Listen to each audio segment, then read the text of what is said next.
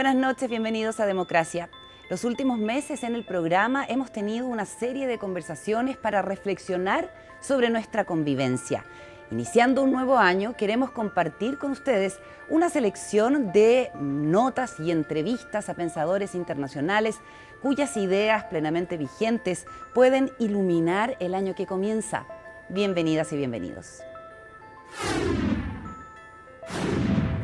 Nuestra democracia se ha puesto a prueba en Chile con varios procesos vividos en el último tiempo, muchos de ellos elecciones que nos han demostrado que la polarización es un riesgo real para nuestra democracia. Hemos querido profundizar sobre los procesos políticos que han llevado en algunos casos a extremar posturas. Conversamos con el politólogo Michael Sandel, autor del libro El descontento democrático, sobre cómo el modelo económico también impacta en nuestro sistema y el rol que están jugando las redes sociales en la vida política. Vamos a conversar con Michael Sandel, que es filósofo político y académico de la Universidad de Harvard, especializado en temas de justicia, ética, democracia y mercados, autor de una serie de libros, entre ellos El descontento democrático, editado en 1996, y que advertía entonces la frustración que se incubaba entre los ciudadanos producto de la globalización económica. Ese libro se ha reeditado este año y contiene una serie de reflexiones que en Democracia compartimos porque guían nuestro interés por la salud de nuestro sistema político. Michael Sandel es un destacado charlista que ha llegado a reunir a miles de personas en sus presentaciones, que son además muy consultadas en Internet. Es un privilegio contar con el profesor Sandel en Democracia. Hola, profesor, es un honor tenerlo con nosotros en CNN Chile. ¿Cómo está? Me alegro de estar contigo, Carola. Comencemos por el título de la nueva edición, El descontento de la democracia, una nueva edición para nuestros tiempos peligrosos. ¿Cómo podría describir el momento histórico que atravesamos? En lo que respecta a la democracia, la mayor amenaza a la que nos enfrentamos hoy en día en las democracias de todo el mundo es la profunda polarización que vemos. Es como si hubiéramos perdido el arte del diálogo democrático. No somos muy buenos escuchándonos unos a otros y razonando unos con otros a través de nuestras diferencias. Las diferencias y la polarización se han vuelto tan profundas hoy en día, Carola, que en las democracias de todo el mundo, la propia democracia está en peligro debido a ello. Hay un debate sobre la polarización. ¿Es solamente en las élites o los ciudadanos también están polarizados? ¿Qué opina? Hemos visto la polarización en las élites y también en los ciudadanos. Hemos visto esto en Estados Unidos desde la elección de Donald Trump. La polarización se ha extendido mucho más allá del ámbito político. De modo que cuando las familias se reúnen para vacaciones, para celebrar ocasiones especiales, por ejemplo, acabamos de tener la fiesta estadounidense de Acción de Gracias, un momento en que las familias se reúnen alrededor de la mesa de la cena. Las familias se dividen muy a menudo con algunos miembros que sienten muy fuertemente de una manera y otros de otra manera acerca de la política y, en el caso de los Estados Unidos, sobre Donald Trump. Así que lo que vemos es que la polarización se ha vuelto tan profunda hoy en día, Carola, que en las democracias de todo el mundo, la democracia misma está en peligro a causa de ello. Lo que vemos es que la polarización se extiende más allá de las élites de la sociedad en su conjunto a la sociedad civil, incluso dentro de las familias. De hecho, hoy en día, muy a menudo los padres están más preocupados cuando su hijo o hija se casa con alguien del partido político opuesto de lo que son cuando se casan fuera de la religión. Este es un cambio de cómo las cosas solían ser. Entonces recomendamos que se tomen un descanso de la polarización para poder superar esta división y esta amenaza a la democracia, Carola. ¿Es usted pesimista sobre el futuro de la democracia? ¿Ve una salida antes de que sea demasiado tarde? Creo que hay motivos para la esperanza, y para mí la fuente más profunda de esperanza es que detecto un gran deseo de un tipo de política mejor, de un tipo de discurso público moralmente más comprometido que al que nos hemos acostumbrado. Cada vez que viajo y me relaciono con el público, especialmente con los jóvenes, con la generación más joven, encuentro un deseo real, una pasión, especialmente entre los jóvenes, pero también entre los ciudadanos en general, de poder razonar juntos, de discutir sus diferencias en público con civismo y respeto mutuo, y de abordar grandes cuestiones éticas. Creo que el gran problema con la política hoy en día, o con el discurso político, es que es una charla vacía que no inspira a nadie. O cuando entra la pasión, tenemos peleas a gritos, peleas ideológicas en el Congreso o en los parlamentos, gente gritando en la televisión por cable muy a menudo, y las redes sociales empeoran las cosas. Mi esperanza es que, debido a esta sed de algo mejor, podamos construir plataformas y foros para el tipo de discurso político que podría empezar a permitirnos redescubrir el arte perdido del desacuerdo y el debate civil y democrático respetuoso.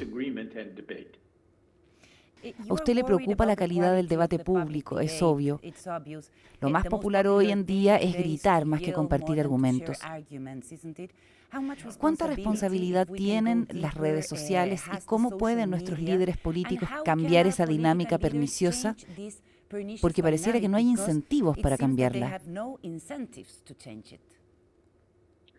Creo que estás en lo correcto. Hay harto que discutir. Los políticos y sus partidos no han estado a la altura, han ensanchado las posiciones polarizadas. Los medios masivos de comunicación no han hecho un trabajo lo suficientemente bueno en crear foros para discusión genuina y debate para personas de distintos entornos sociales y posiciones políticas. Yo diría que nuestras instituciones educativas no han hecho un trabajo lo suficientemente bueno en educación cívica para cultivar en los jóvenes la capacidad de razonar juntos y discutir juntos de una manera civilizada y respetuosa. Y por último, las redes sociales empeoran las cosas, porque el modelo de negocio de las empresas de redes sociales depende de los intereses de los ciudadanos. El modelo de negocio de las empresas de medios sociales depende de captar nuestra atención, haciéndonos estar pegados a nuestras pantallas el mayor tiempo posible, desplazándose y deslizándose. Y la razón por la que el modelo de negocio requiere mantener nuestra atención es que les permite recoger nuestros datos personales para lanzarnos publicidad dirigida. Pero para mantener nuestra atención han descubierto que la mejor manera de hacerlo es enfurecernos, indignarnos con lo que nuestros oponentes políticos dicen. Los oponentes políticos tienen que decir que han descubierto la manera de hacer esto para mantenernos comprometidos. Lo llaman engagement. Es en realidad una especie de activación para absorber nuestra atención por el suministro de noticias y artículos indignantes que el algoritmo predice que nos mantendrá fascinados, porque va a capturar nuestras emociones. Y esto está en profunda contradicción con el tipo de discurso público saludable que depende de la reunión con aquellos con los que no estamos de acuerdo. El razonar con ellos, discutiendo con ellos, escuchando para tratar de averiguar qué creen y por qué, de modo que podamos responder de una manera reflexiva. Así que creo que tenemos que cambiar todos estos aspectos de nuestra vida social y política, incluido el modelo de negocio de las redes sociales, si queremos tener muchas esperanzas de reavivar el debate público democrático.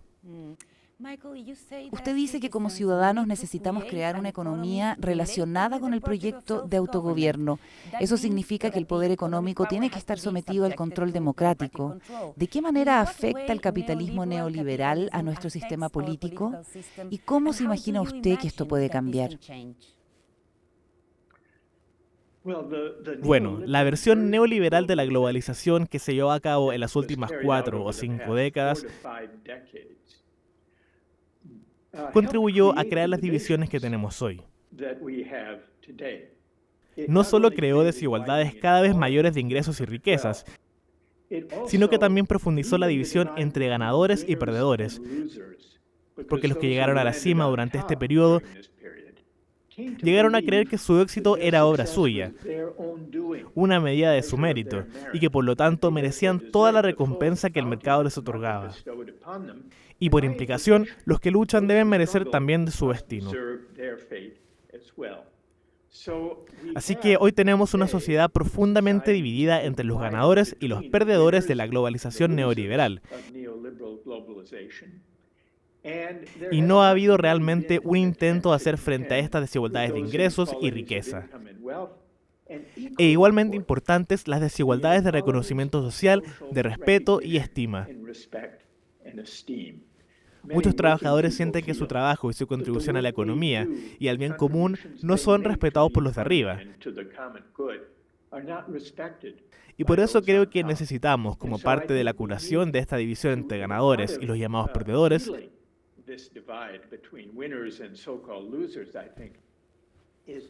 es renovar la dignidad del trabajo, el honor y el reconocimiento que se debe conceder a todos los que contribuyen al bien común, sean o no élites bien acreditadas con títulos avanzados. La brecha educativa se ha convertido en una de las divisiones más profundas de la política actual. Y eso se debe, creo, a esta brecha en el reconocimiento y la estima social. Usted dice que la falta de reconocimiento hace que los trabajadores se desafecten de la vida cívica y la democracia. ¿En qué sentido y qué efectos tiene esto? El sentido más importante en el que los trabajadores se han alejado de los partidos políticos mayoritarios es una sensación de que su voz no importa. Una de las aspiraciones centrales del proyecto de autogobierno es que los ciudadanos tengan una voz significativa en la configuración de las fuerzas que gobiernan sus vidas. Así pues, existe la brecha entre ganadores y perdedores. Está la falta de estima social. Muchos trabajadores sienten que las élites los menosprecian. Las élites políticas, las académicas, las mediáticas. Así que esa es una de las fuentes de la ira y el resentimiento al que apelan los políticos populistas autoritarios como Donald Trump. Pero también hay algo, y es que vivimos vidas cada vez más separadas. En nuestra vida social ordinaria, no nos encontramos realmente los unos con los otros. Vivimos, trabajamos, compramos y jugamos en lugares distintos. Enviamos a nuestros hijos a escuelas diferentes. Una democracia sana no requiere una igualdad perfecta, pero sí que los ciudadanos de distintos orígenes sociales y económicos se encuentren, se choquen en el curso de nuestra vida cotidiana, porque así es como aprendemos a negociar y a vivir con nuestras diferencias. Y así es como llegamos a preocuparnos por el bien común, cómo llegamos a considerarnos ciudadanos democráticos que comparten un proyecto común. Y creo que estas son algunas de las fuentes de las divisiones que tenemos que curar si queremos que la gente sienta que su voz importa en la vida pública, lo que va directo al corazón de lo que significa la ciudadanía democrática. Entre la edición original del Descontento Democrático en 1996 y ahora, ¿cree que se ha avanzado en la lucha contra la desigualdad? ¿La situación es mejor o peor? Desgraciadamente, la situación ha empeorado desde la primera edición de El malestar de la democracia. Eso fue a mediados de los años 90. Era el momento en que la Guerra Fría había terminado, el muro de Berlín había caído y la era de la globalización basada en el mercado parecía ofrecer paz y prosperidad para todos. Pero, de hecho, durante los 26 o 27 años transcurridos desde la aparición del libro, el descontento por la falta de poder, por la pérdida de comunidad, Eso es lo que yo observaba en los años 90, bajo la superficie de la paz y la prosperidad. Una sensación de falta de poder y de pérdida de comunidad se ha profundizado y endurecido en los últimos años. Estos sentimientos se han agravado y endurecido en los últimos años, en parte debido a la desigualdad, en parte debido a la división entre ganadores y perdedores, a la sensación de los trabajadores que su voz no importaba, de que eran menospreciados por élites profesionales bien acreditadas y a la profundización de la polarización. Se endureció hasta el punto de que la propia democracia está en peligro. Así que no me complace haber advertido y predicho los peligros a los que se enfrentaría la democracia si no encontramos el camino hacia una política del bien común.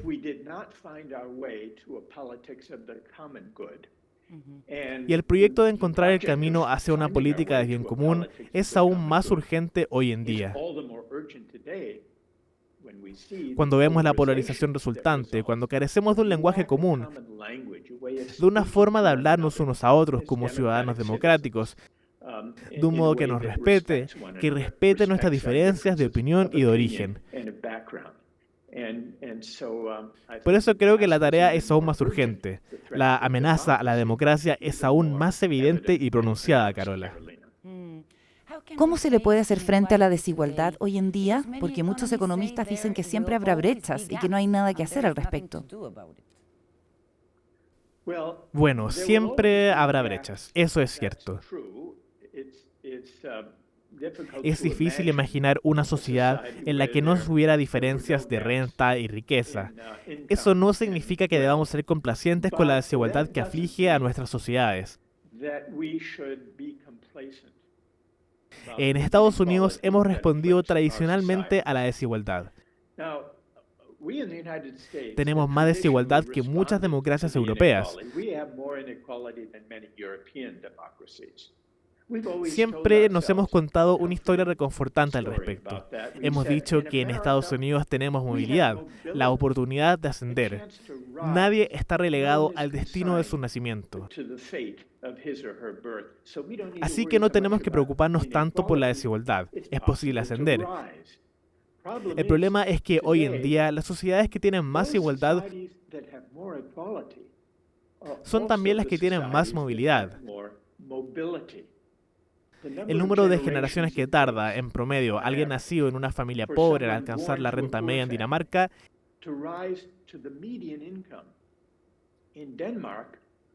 es de 2 generaciones.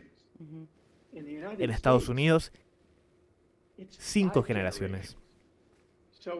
Así que se podría decir que el sueño americano está vivo y coleando en Copenhague. Por tanto, es un error pensar que la movilidad individual por sí sola, es una respuesta adecuada a la desigualdad, especialmente cuando la desigualdad no solo tiene que ver con los ingresos y la riqueza y las cosas materiales. También tiene que ver con el respeto, el honor y el reconocimiento. Y cuando la desigualdad penetra en esas dimensiones de nuestra vida moral y cultural, y en la forma en que nos miramos unos a otros, entonces empieza a socavar la sensación de que compartimos un proyecto común como ciudadanos democráticos.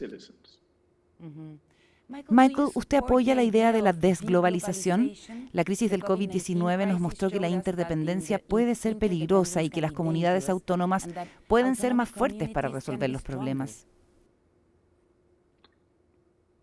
Tienes razón, la pandemia COVID puso en tela de juicio algunas de las versiones extremas. Algunos la llaman hiperglobalización, en la que asumimos que podíamos subcontratar trabajos a países con salarios bajos, en la que asumimos que podíamos confiar en cadenas de suministro que nos proporcionarían todo lo que necesitaríamos, incluso en caso de emergencia. Durante la pandemia, esto resultó no ser cierto. En Estados Unidos, por ejemplo, descubrimos que ni siquiera podíamos acceder durante meses a las mascarillas protectoras o a los suministros médicos y farmacéuticos que necesitábamos, porque ya no los producíamos.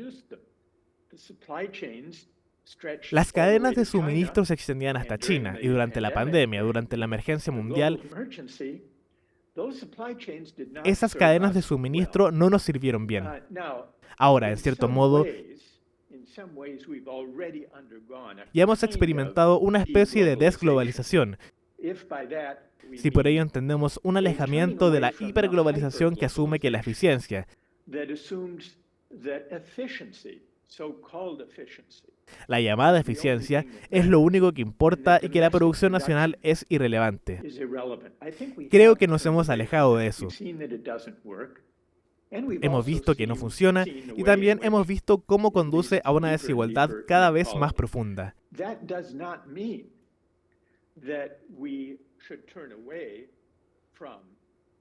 Eso no significa que debemos dejar de prestar atención al comercio y al compromiso con el resto del mundo, más allá de nuestras fronteras.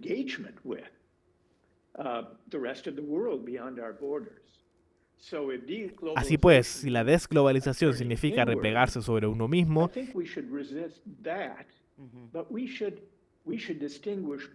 creo que deberíamos resistirnos a ello, pero deberíamos distinguir entre un tipo de globalización saludable que eleve nuestra mirada más allá de nuestras propias fronteras, que se comprometa con otras culturas y países tradicionales. Es un tipo de globalización saludable, deseable y mutuamente beneficiosa. Pero creo que para conseguirlo tenemos que replantearnos, y creo que hemos empezado a replantearnos la versión neoliberal ortodoxa de la hiperglobalización,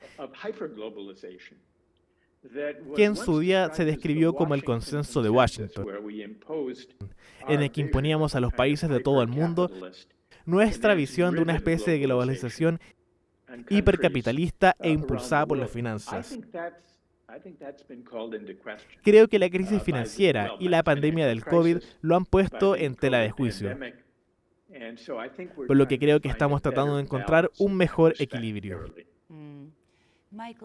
Michael, para finalizar, por favor, hábleme de la iniciativa que usted y su esposa, la profesora Kiku Adato, tienen para involucrar a los niños en la vida cívica. Sí, bueno, gracias por preguntar. Mi esposa y yo estamos trabajando en un proyecto global de educación cívica. Se basa en un cuento infantil que escribió mi esposa, Kiku Adato, y que invita a niños y jóvenes a reflexionar sobre cuestiones éticas bastante importantes.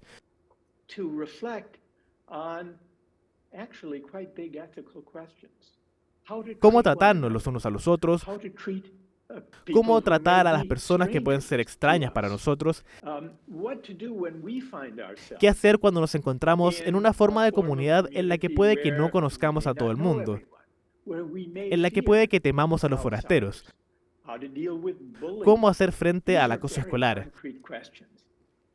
Se trata de cuestiones muy concretas a las que los niños, los jóvenes, se enfrentan cada día en la escuela y en el patio del recreo. De modo que la historia enciende su imaginación y les lleva, ese es nuestro proyecto, a debatir con los profesores, con los amigos, con los padres sobre los valores cívicos, las virtudes cívicas de pensar juntos, razonar juntos, sobre cómo debemos convivir en armonía unos con otros. ¿Qué significa tratarse con justicia y respeto? Antes hablábamos, Carola, de lo que tenemos que hacer. ¿Cuáles son las fuentes de esperanza para la democracia? Bueno, este es el Babian Story Project, como lo llamamos. Babian es el monstruo que figura en la historia. Babian Story Project es un intento de que los niños empiecen desde pequeños a aprender el arte de la discusión cívica sobre la base del respeto mutuo. Así que es un pequeño paso en la dirección de intentar revivir el arte de escuchar y aprender juntos. Eso es genial e inspirador. Profesor Sandel, muchas gracias por su tiempo en esta conversación. Un placer. Gracias, Carola. Nos vamos a la pausa, ya seguimos con más en Democracia.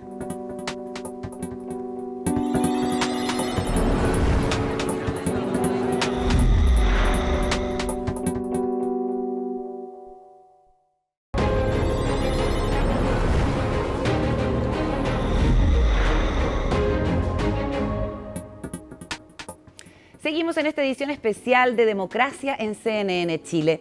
Históricamente las mujeres hemos luchado por no ser relegadas y por subsanar una brecha que, si bien ha disminuido, sigue existiendo y se replica en distintos espacios como el ámbito laboral o la toma de decisiones. ¿Cómo avanzar en estas materias cuando, a pesar de los avances, la cancha sigue siendo desigual dentro y fuera de la casa? Esta pregunta se plantearon Miranda Aspé e Ignacia Sánchez y este es su informe.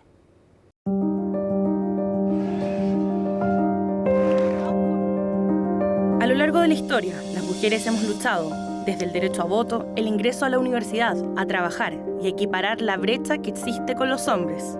Un gran camino recorrido, pero lleno de deudas. Solo 1 de cada 4 parlamentarios en el mundo son mujeres. Entonces, ¿qué es lo que impide que las mujeres estemos más presentes en la toma de decisiones?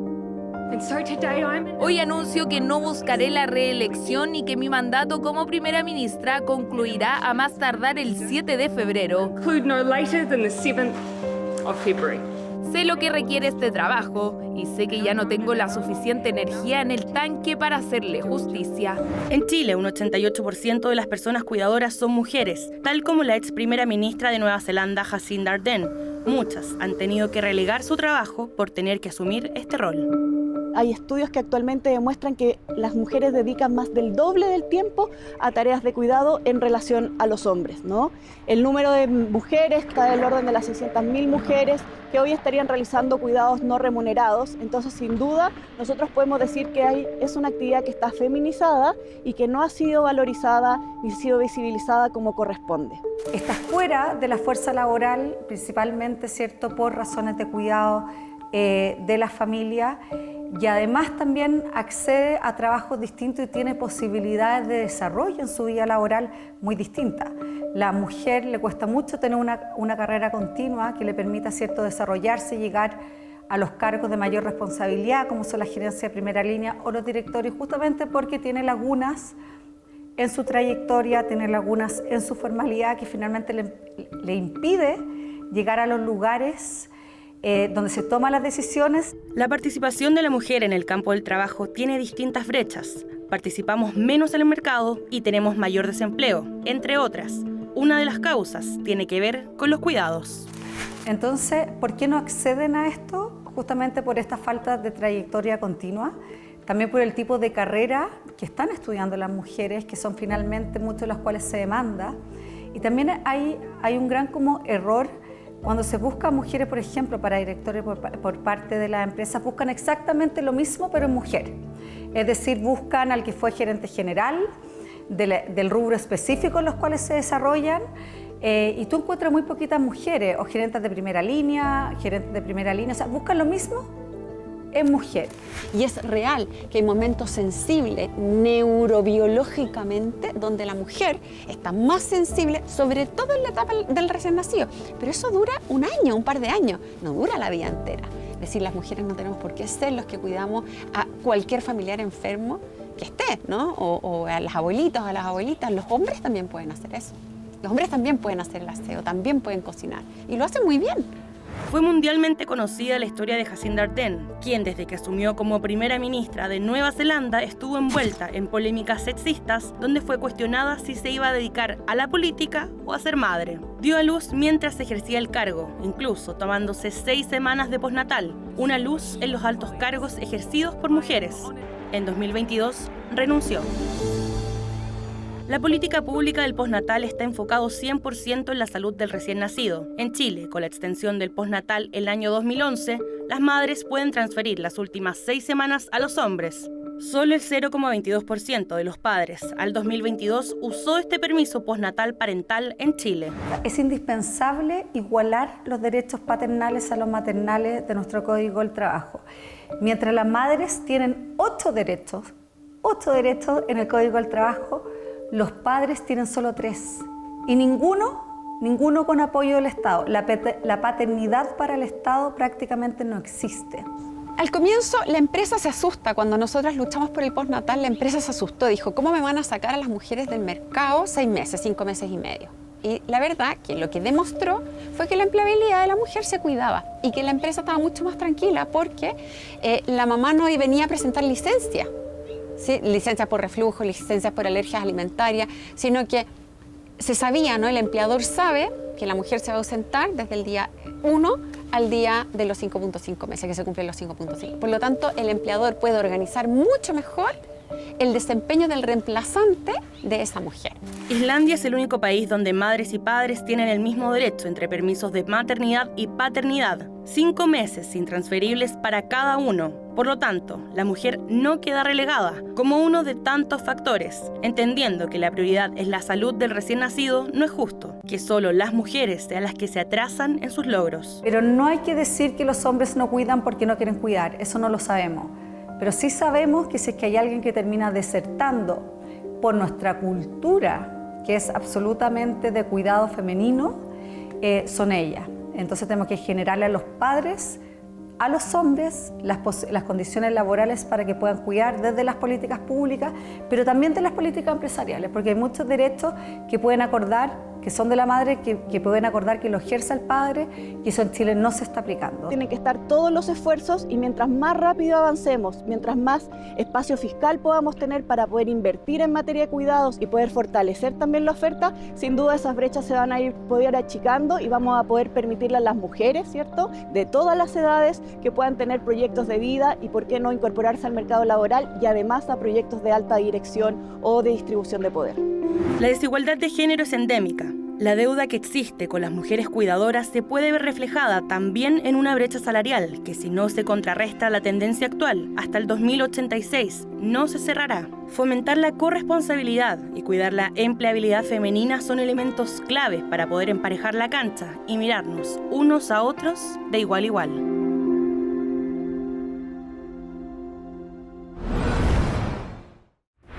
Vamos a la pausa y ya seguimos con más de esta edición especial de Democracia en CNN Chile.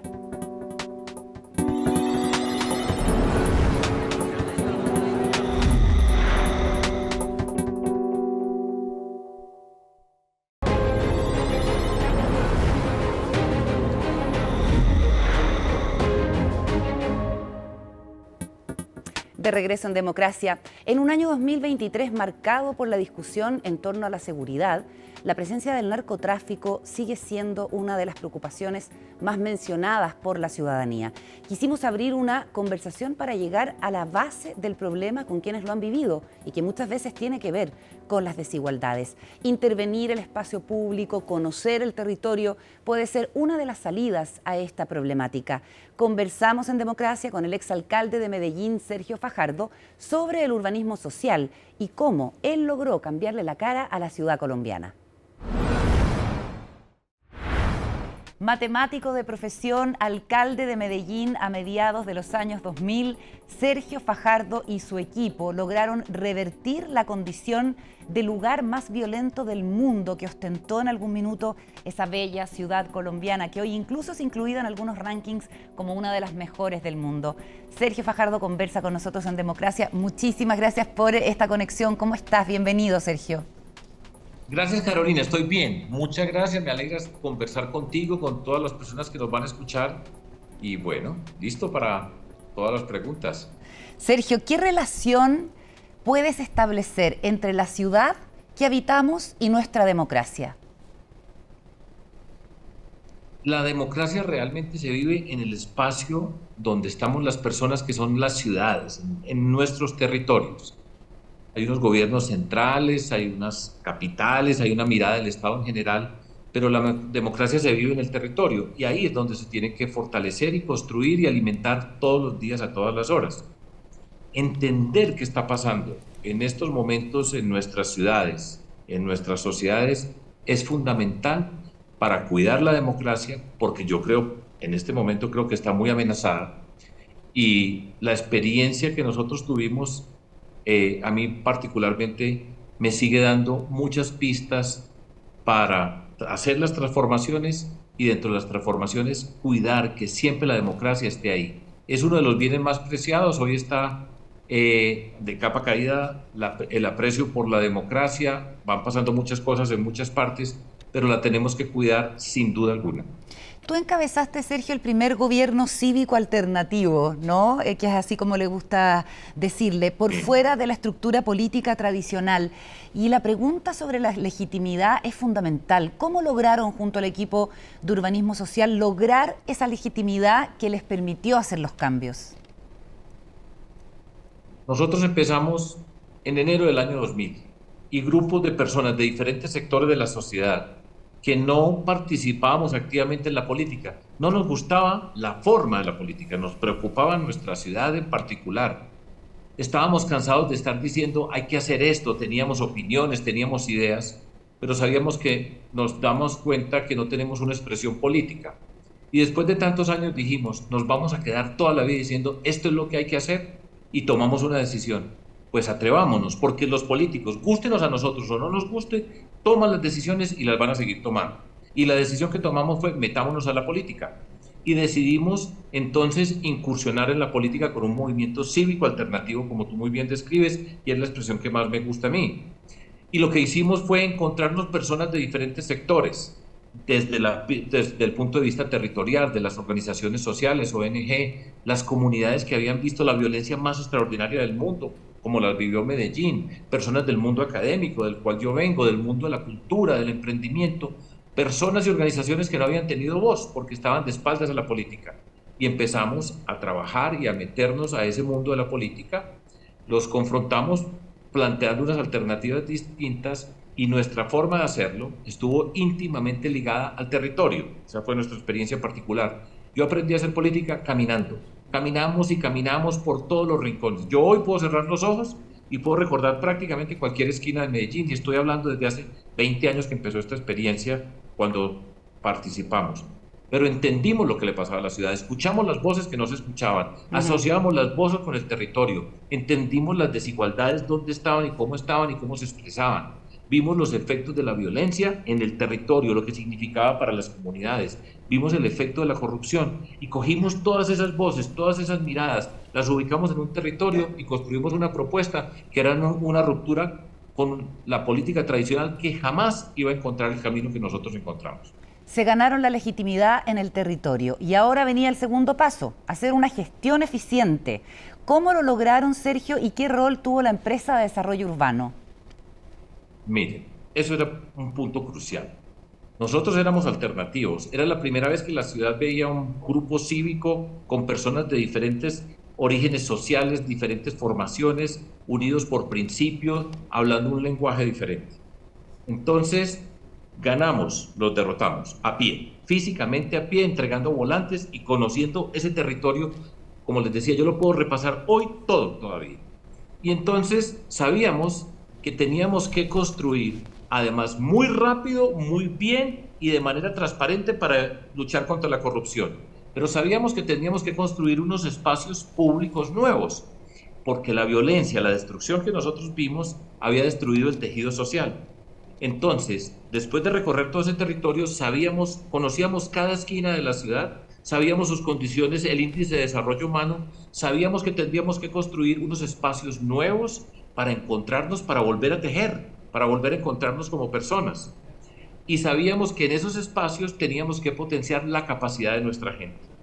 Por eso le apostamos a las capacidades, por eso la educación, que es parte fundamental de nuestro proyecto de vida, mi proyecto de vida, educación, ciencia, tecnología, innovación, emprendimiento y cultura en todos esos territorios. Y ahí sabíamos que íbamos a encontrar los espacios nuevos y los construimos, y ahí aparece el urbanismo social, porque aparece la arquitectura, la transformación urbana asociada con la solución de los problemas sociales. Y entonces sabíamos que si nos volvíamos a encontrar, no íbamos a reconstruir el tejido social y la gente iba a poder volver a ver lo que pasaba. Sabíamos algo también, vamos a hacer lo más bello para los más humildes, que esos territorios tengan la mejor infraestructura de la ciudad. ¿Pero qué construimos? Colegios, centros de cultura, el Parque de la Ciencia, el Jardín Botánico, todos los parques biblioteca, todos eran espacios donde quien entraba allá, encontraba capacidades para desarrollarse. Los centros de emprendimiento barrial, desde el más humilde, desde el emprendimiento más humilde hasta lo más sofisticado. Y nosotros inundamos la ciudad con esas intervenciones. Y en cada intervención participaba la comunidad desde el primer día. Entonces, Una palabra que se utiliza mucho hoy es empoderamos la comunidad, trabajamos juntos, construimos los nuevos espacios, le dimos nuevo sentido a las relaciones entre nosotros y por eso tuvimos un gran éxito. Además, con un gran equipo, gente preparada, gente que teníamos todos, íbamos en la misma dirección, estábamos luchando por nuestros sueños, por nuestros ideales y logramos en 4 años, lo digo con todo el orgullo, modestia aparte, logramos una transformación espectacular. Y por eso todavía estamos hablando tú y yo. La tentación hoy en día, Sergio, es dar respuestas punitivas a problemas de violencia, inseguridad y narcotráfico en las grandes ciudades, ¿cierto? ¿Puedes argumentar cuál es el valor de considerar la cultura como una herramienta para desterrar la violencia y evitar la tentación de ir solamente a lo punitivo? Conozco muy bien lo que tú estás planteando en diferentes instancias. Yo después de ser alcalde de Medellín fui gobernador del estado del cual Medellín es capital, Antioquia. He sido candidato presidencial, he recorrido por muchas partes, he aprendido mucho y he visto lo que tú estás diciendo. Sin duda nosotros tenemos que enfrentar el tema de la inseguridad. Hay una parte que se tiene que enfrentar y que requiere la articulación de fiscalía, policía, investigación judicial, herramientas tecnológicas, transparencia en la administración de la justicia para luchar contra la impunidad. Pero eso nunca en la vida va a resolver el problema si nosotros no miramos del otro lado las raíces de ese problema. Y muchas de esas raíces están asociadas con las condiciones sociales en muchos de esos territorios. Identificar el mundo de jóvenes vulnerables. Tenemos que trabajar simultáneamente. Nosotros, por ejemplo, aprendimos mucho sabiendo que teníamos que trabajar con esos jóvenes que tenían algún tipo de vulnerabilidad de su origen social, de la comunidad donde estaban. Y entonces hacíamos intervenciones donde trabajamos con jóvenes, porque la mayoría de estos son hombres y jóvenes los que entran a este mundo. Entonces trabajamos con ellos en el plano individual, psicológico, acompañándolos para tratar sus dificultades y debilidades. Trabajamos con la familia y trabajamos con la comunidad. El urbanismo social trabaja en la comunidad y teníamos todo ese proceso, el joven, la familia y la comunidad. Y al mismo tiempo teníamos la política de seguridad y bien articulado, se avanza sensiblemente en el tema. Y dentro de ese trabajo con los jóvenes, la cultura es extraordinaria. La capacidad de encontrarse, se tienen que encontrar, desplegar sus capacidades, aprender y recuperar la capacidad de soñar. Porque cuando la violencia ha estado en un territorio por mucho tiempo, vive el miedo nos limita todas las capacidades que tenemos, aparece la desesperanza, la amargura, el malestar, y entonces así no se puede transformar. Eso se tiene que hacer, se puede hacer, tiene que tener esas 3 dimensiones y la cultura es fundamental. Un joven, una joven que tiene un camino que se abre hacia el mundo de la cultura, responde, pero hay que acompañarlo en múltiples dimensiones y hacer las 2 cosas, vuelvo y reitero, lo que tiene que ver con la seguridad y la prevención, las intervenciones sociales, las prevenciones de seguridad, y si se hacen bien, que se pueden hacer bien, funciona. ¿Qué diferencias crees tú o podrías decir tú que hay, Sergio, entre el ciudadano y la ciudadana de Medellín de los 90 y el ciudadano y la ciudadana de Medellín de este tiempo? Lo voy a resumir con una expresión que utilizamos cuando terminamos nuestro gobierno, que fue el primero que rompió con todo ese esquema de política tradicional, que mostramos que se podía hacer política alternativa, cívica, que mostramos que se podían resolver los problemas, que podíamos cambiar el espíritu. Lo pongo de esta manera. Medellín pasó del miedo, que era la característica, al ser la ciudad más violenta de la tierra, que fuimos dolorosamente, una ciudad maravillosa como es Medellín, a la esperanza. Ese camino, pasar del miedo a la esperanza, fue lo que nosotros hicimos. Hoy Medellín está pasando momentos difíciles en términos políticos, pero pasamos del miedo a la esperanza. El programa nuestro se llamaba Medellín la más educada. Y el mensaje que teníamos con eso era para decirle a nuestra comunidad, educación, no solamente el sistema escolar, sino la cultura, el emprendimiento, la innovación, el conocimiento, las relaciones territoriales, todo eso. Pero nosotros subliminalmente, no tan subliminalmente realmente, Medellín había sido la más violenta de la tierra y el mensaje que nosotros significábamos íbamos a ponerle otro chip, a cambiar, la más educada. Ese mensaje de la más fue muy potente y empezamos a cambiar esa mentalidad y bueno, las cosas se pueden hacer. Ahora se requieren unas condiciones especiales, tenemos que tener la transparencia, la capacidad de sacar lo mejor de la gente.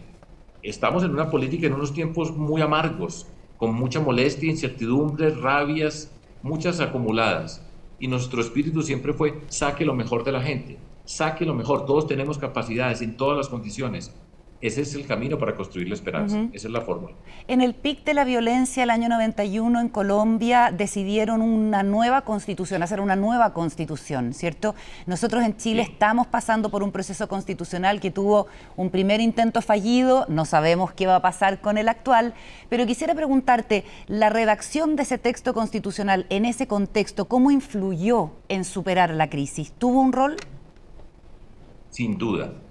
Para Colombia, yo le pongo mucha atención a lo que está pasando en Chile y pues, estoy bastante bien informado sobre lo que ocurre allá, y además voy a hacer una pequeña observación, Carolina, y es, muchos estamos pendientes de lo que pasa en Chile, porque recuerden esto, y les hago una pequeña paréntesis para hablar un poco de Chile.